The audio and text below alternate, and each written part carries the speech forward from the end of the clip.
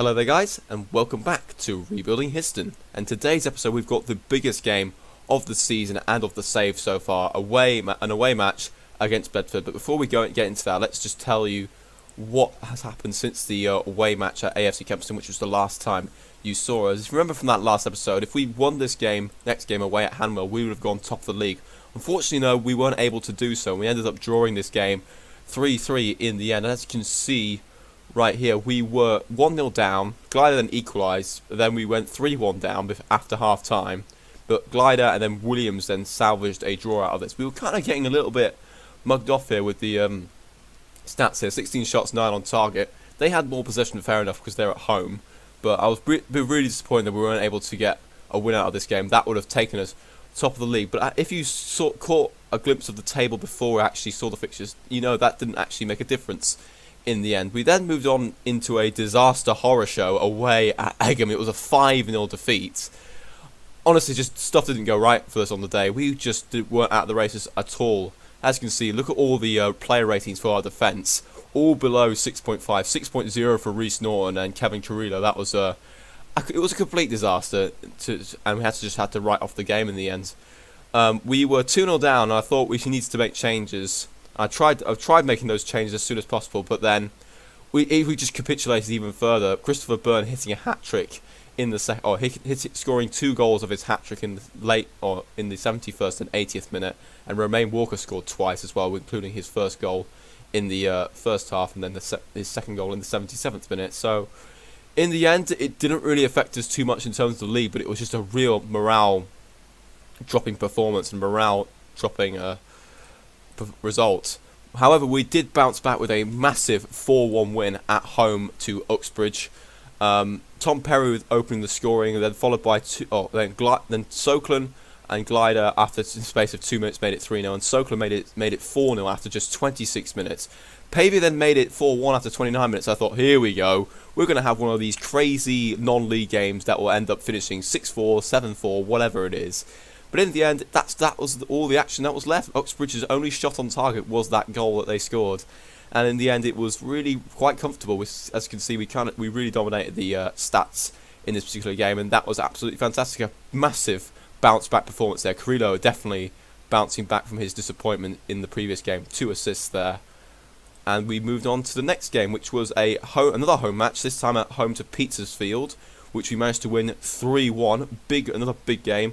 Dan Sackman with an own goal got us ahead, but then Geordie Mongo equalised on the 37th minute. But then Glider showing his class and scoring 2 goals on the 41st and the 49th minute. Those are the only 2 shots on target that we actually had in the game. So taking advantage of those chances and making the most of those chances when we got them was absolutely crucial. So that was another big win.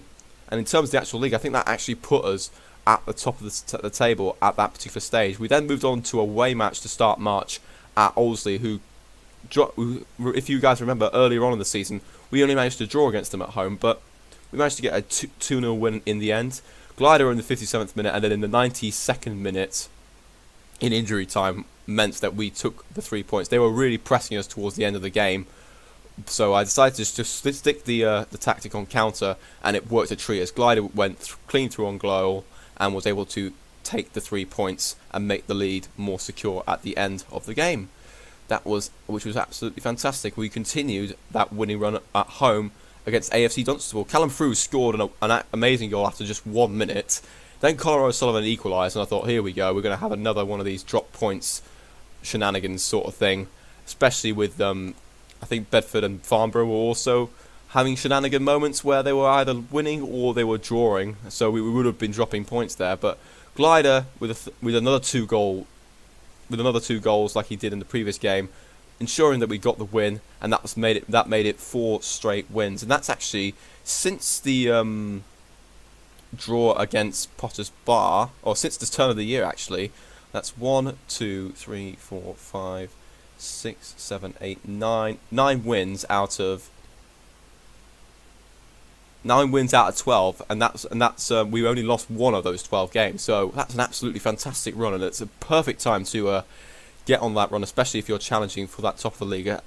And speaking of the league itself, this is what the league looks like at the moment. We now have a 3-point gap between ourselves and Bedford, which makes this game that we've got against them even more important, because if they win, they go back level on points with us and it's wide open again. Yes, we could still slip up in the next 5 games, but I'd rather have that insurance policy of either 3 points or even higher than that to ensure that we can get across the line and take that automatic promotion spot. I don't really want to end up in the playoffs, considering we're in this really good position at the moment with the highest goal difference as well. We've now also got a 5-point gap over Farnborough, which probably means if we do end up losing the lead, it means we'll probably take second place, and therefore we will be the quote favourites for the playoffs, which could easily backfire. I mean, there's been so many times with a team that's been finished top inside that little playoff bracket and they haven't gone up. There are several teams that have done that over the past several years, and I don't really want to join that little crew. So if we just get the automatic promotion straight away, that would be absolutely fantastic. Other things to tell you about: we had a couple of transfers out of the club. So Aaron Chapman, our backup goalkeeper, has left the club, and he's now gone on to play for Banbury, who are currently in the division or in the tier above us. And to be honest, I just wants to get £50 off the wage bill. He's now earning £70 as a backup. So it kind of works. Both of us have got the best deal out of that, and we've now promoted one of our young goalkeepers up to the second spot. We also then got rid of Mike Williams, who's starting to decline a little bit, and his £20 is now off the wage bill. Yes, he was good as a right back and a centre back, but we've now got an actual little youth intake which we'll discuss in a minute, that will kind of replace that sort of player, that type of player that we have lost there. Speaking of youth intake, we're going to go to our under 18 squad. As you can see, we've got a brand new set of players that have come into the squad. The biggest player, though, who have actually promoted into the actual squad itself, is where is his name? Alfie Davidson. He's an absolute stud at only. Sorry, I'll start again. He was an absolute stud at only 15 years of age, and he's already 2.5 stars, and he's better than some of the other players who are playing that ball-winning midfielder position.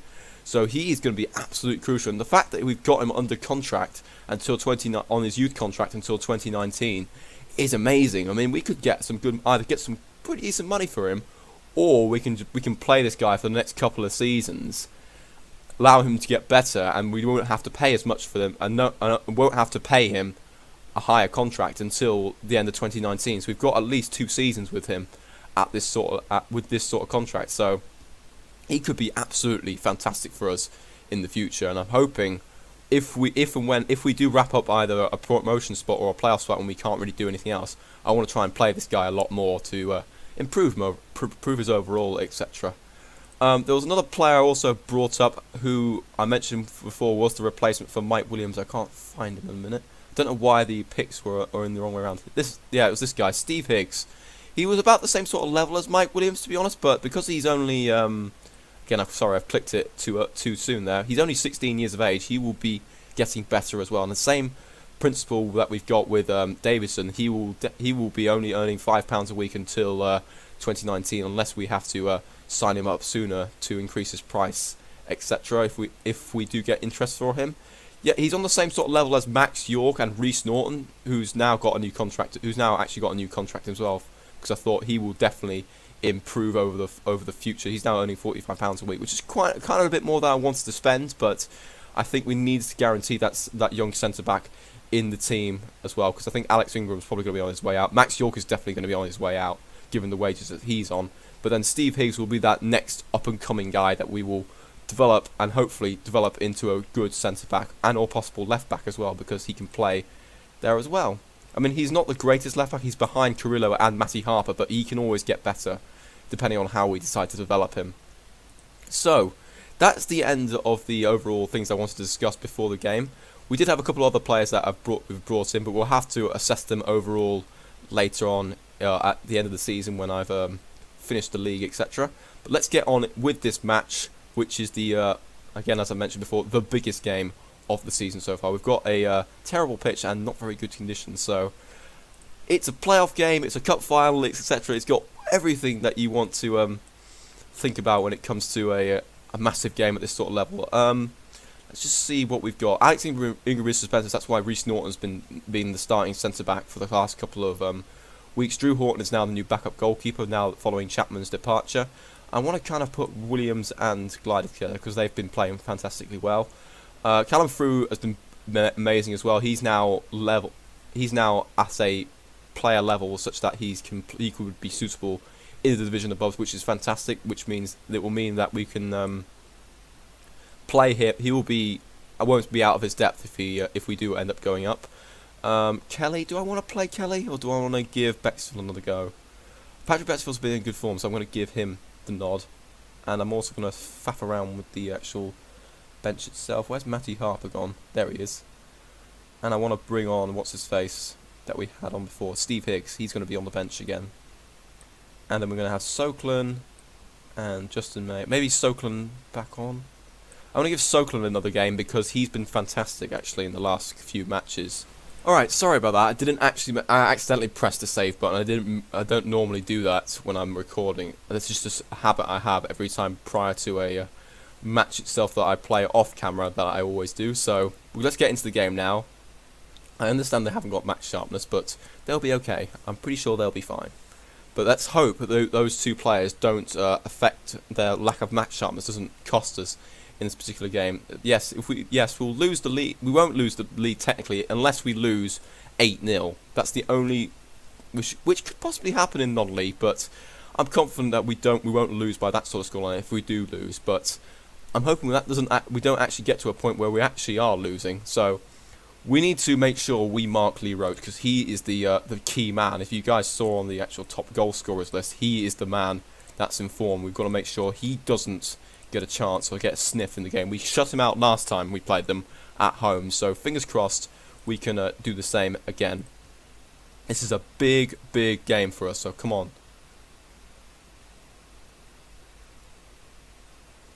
I'm going to go for that. And we're going to give everybody the pep talk, the calm pep talk that we always do for the every game that we've done so far, and we're going to begin. So let's hope that our tactics are good enough and we can get a good win, or possibly I'll take actually a draw out of this game as well if things aren't going well at the moment. So we're gonna just go for the win, but obviously if everything goes to pot, then I'll take a draw out of this game, especially as it's away from home. Right, through with the free kick in towards the mixer there, but Primo takes the. Who's actually, I think that's number 1 in Spanish, I'm not 100% sure, but Roach is now onto it here after a long ball cross, but he's shot wide, and that was a let-off there. That's apparently a clear gone down as a clear-cut chance for Bedford, and they've had the first shot of the game after 5-6 minutes. Right, Cumbers with a throw in out towards Roach, back to Cumbers on the left-back position, back to centre-back Hawks, to Austin. If we can win the ball here, it'll be nice. Norton won it back, and here's through. Back to Norton at centre-back. He just lops it forward towards one of our strikers, but unfortunately that ball didn't reach the intended target. Here's Roach. Through ball to Kuwait. I don't know how to pronounce his name, sorry. But it's ball's now out to Williams, who wins it back from the centre-back there. But Parsons Smith on that right-back position has won it back for Bedford. Here's Roach. Through on goal here. He could score, and he has. It's 1-0 Bedford. Right, here we are with the highlight. Let's just see what exactly happened there. Hadro with the ball up through towards Roach. Could have been offside, I think, from that angle, but I'm not 100% sure off the top of my head. It could have easily been onside, but I can't remember what the overall positioning of our centre-backs was. So I'm going to say it wasn't offside. It was onside, so it is a legitimate goal, and we are 1-0 down. Oh, we've got a highlight in the 35th minute. Here's Roach. They've just completely dominated us so far based off the stats. 6 shots, 3 on target. Ball towards Hadrill, and he's taking a shot, and it's 2-0. This is not good. We need to do something now. Oh, no, we're back. We're back, we're fine. But yeah, that was a pretty good strike from Handrill there, but we've just completely our centre-back didn't even know where the ball was. He just came off him, and then a strike just outside inside the D, and it's in the top right corner, and we're now 2 goals down, and this is absolutely disastrous here. Norton doesn't look like to be having a good game, and our strikers are also been very poor as well. We're going to have to make some changes here. I'm going to go on the attack actually, because I think we need to do something in order for us to get back in the game. We need to get something. We've only registered 1 shot on target, 1 shot all game. It's a disaster, and we're not even getting possession as well either. So we're going to have to make some big changes here. Right. I'm going to be telling them off here. This is a massive game. I don't understand what's going on here.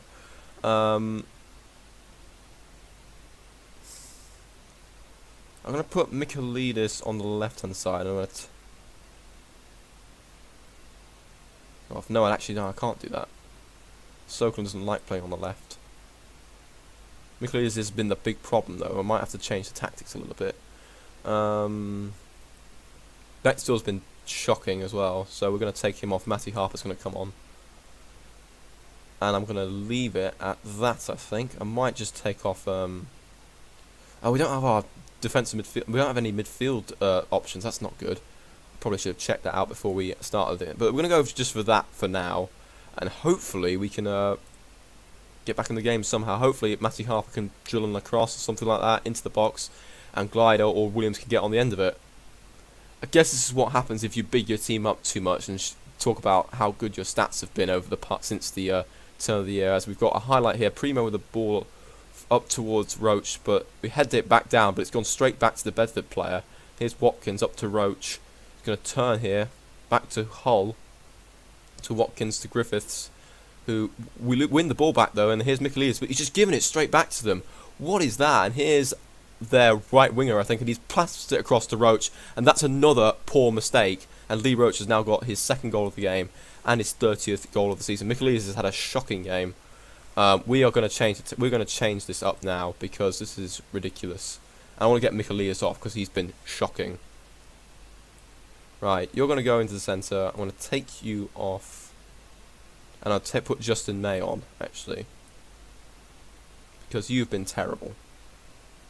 You're 2 mistakes. He's gone on 5.5. That's how bad he's been this game. So you're off, and we're also going to take off Williams. He's been terrible as well. We're going to give Tom Perry some time to see if he can make a change as well, and hopefully salvage some pride a little bit. Maybe try and get a goal or a remarkable comeback. We've now used up all our substitutions here, which will mean if we do end up with an injury, it will not be a ideal thing. We'll have to finish the game with less than 11 players on the pitch. Right, Primo with the ball towards their right winger who got the assist for that last goal. Here's Carrillo on this left-hand side to through to Sokolin. He put the ball.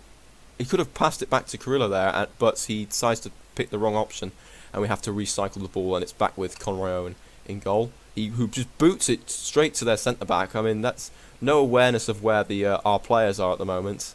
Here's Harding, who's lost the ball out to Griffiths, and Roach has now got a hat-trick. It's 4-0, and the 8-0 could actually be on here. It's Lee Roach with a hat-trick, and they're only now 4 goals behind us. They could easily score, the way we're playing right now, they could easily score 4 goals in the space of the next 23 minutes. This is absolutely ridiculous. Reece Norton with a 5.8 now, Luke Harding with 6.1. I can't do anything about that now because of the fact we've used up all the substitutions. I probably should have just gone defensive and then said, you know what, get rid of all the poor ratings that we've got at the defensive positions, but that's not how I like to play things. I want to try and get back into games rather than be defensive minded, etc. I probably should have been defensive minded at the start though. That would probably been the best call. But now we are going to be heading into the last 10 minutes with a 4-0 defeat. This is going to be another one of those games like we had with the Egham game, where we just weren't at the races again. This was such a big game though. The fact that we're playing second place and now they're going to be level on points to us at the end. As Harper puts the ball in towards Perry, at least he scored a consolation goal, and he had the two substitutes combine to score a goal there. But it's too little, too late. Ball out towards Harper on this right hand side. He draws the ball across, and Perry is there with a tap in as the goalkeeper decides to dive a little bit too early for that ball. And it's now 4-1. Right, entering the final minute here. And it looks like it's going to finish 4-1. Yes, it has. We have got some major. We may have to make some big changes for our next couple of matches here, because this is that was unacceptable. I could take a loss against one of those teams, but because we lost so badly, and the fact that we gave away 4 goals was absolutely disappointing. So we're going to be telling them off again. I don't understand why you're demotivated, because you didn't play well either. You were only a 6.7. So yeah, that was unacceptable, and now we are level on points. We've now got that squeaky. We've now even more into squeaky bum time when it comes to the actual who's gonna win the league, get the automatic promotion spot, and who's gonna end up in the playoffs. I mean, we're still only we're still 12 points clear of that 5th spot, so we're very close of that 5th, 6th spot. So that means we're really close to actually guaranteeing a playoff spot. But the fact that we're in the top position at the moment means that I don't really want to lose it. But the fact is, we've got a very distinct possibility of doing that in the next 5 games, especially the fact that it's now the difference between us and Bedford is just only goal difference. So we're just going to have to wait and see. You guys will see the last game of the season, I think, though.